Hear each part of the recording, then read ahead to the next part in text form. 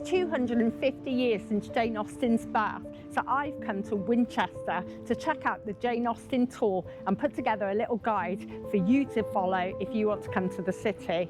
I'm starting the day outside 8 College Street, where Jane Austen spent her final weeks in 1817 before she died on the 8th of July. The house is a private residence, but this year it's been opened up as a museum, and if you book the tours ahead, you can come and visit. Sadly, those tours finished 2 weeks ago, so I'm just standing outside today, but they're hoping that they'll be running next year throughout the tourist season too. A couple of doors up from here is a bookshop that was frequented by Jane Austen, so we're going to go there next.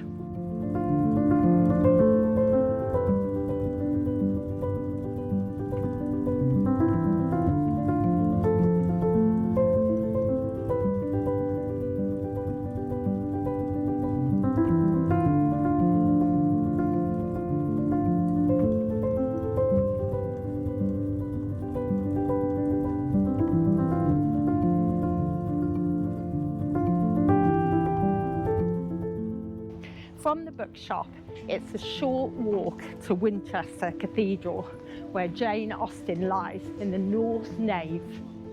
As you walk from College Street to the cathedral, you'll pass Kingsgate Books and Prints tucked under the medieval arch, and the Deanery Bookstall nearby, 2 lovely stops that make Winchester a real treat for book lovers.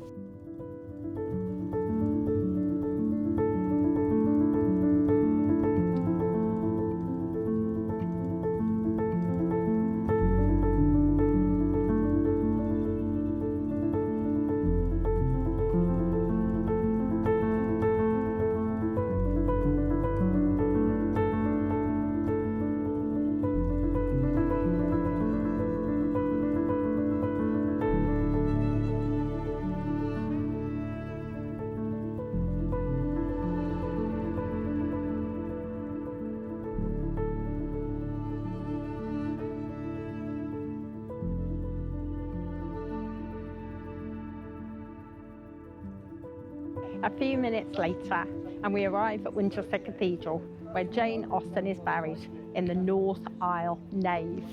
A short while after her death, a brass plaque was added because on her gravestone it wasn't thought pertinent to add that a woman was a writer. On a later centenary, a stained glass window was added to the cathedral. To see the grave, you'll need to pay entry to the cathedral, which is £14 per person. This is attributed to the fact that they say the cathedral costs £14,000 a day to run. We only had time to explore Winchester on this visit, but if you're chasing Jane Austen connections, there's so much more nearby. A short trip takes you to Steventon, the quiet Hampshire village where Jane was born and spent her early years. Although the rectory is gone, you can still visit the church where her father preached. Not far away is Chawton, where Jane lived later in life. Her cottage is now a museum, and just up the road you'll find Chawton House, once her brother's home and today a fascinating library. You can also wander around the market town of Alton, which she knew well, and if you travel a little further, Bath offers a whole city of Austen history, from the pump house to the assembly room she wrote about. Together, they make the perfect extension to a Jane Austen trail.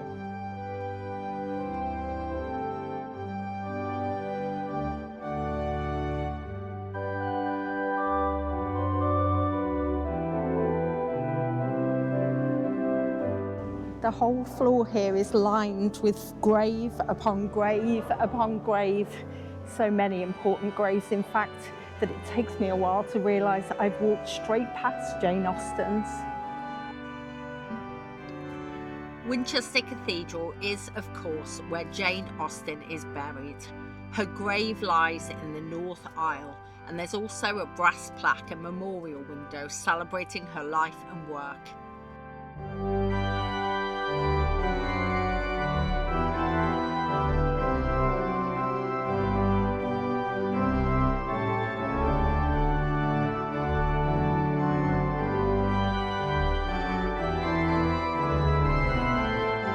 cathedral is full of history beyond Austin.